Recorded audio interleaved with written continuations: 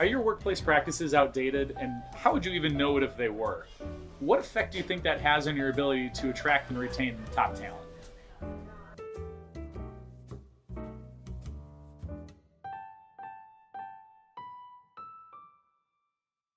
Mary Jo, what are some workplace practices that were maybe more common in years past that really don't really have a place in the employee retention world right now?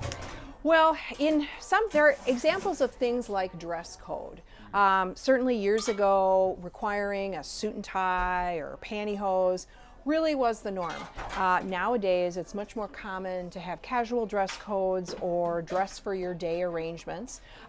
So if you still require a lot of formality, you may want to take a look and see whether that's actually necessary in your job or not.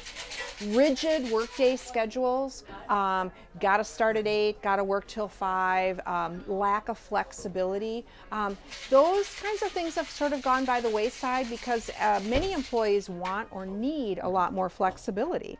On-site work, requiring all employees to always report to the office every day.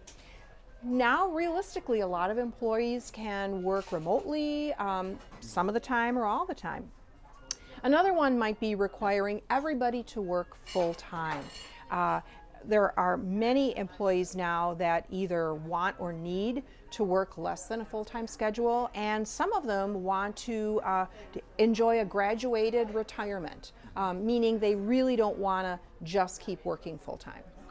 So all those sound like really good ideas. You know, who wouldn't want to do those things? But not everybody does them. What are some of the hurdles that you see employers dealing with when they try to institute some of these new policies? They seem like little things, but they're probably a pretty big things structurally to actually implement. Well, and realistically, in many cases, they're not financially burdensome.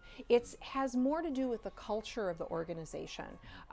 And the old adage of, well, we've always done it this way, so we're going to keep doing it this way. You might need to take a look at those sorts of things because just because those approaches have worked in the past doesn't necessarily mean they're going to work in the future. Yeah, and you can kind of tell whether or not they're working if you're having trouble attracting that talent and retaining that talent. So you've got a good barometer built right in to tell you if it's working or not. That's correct.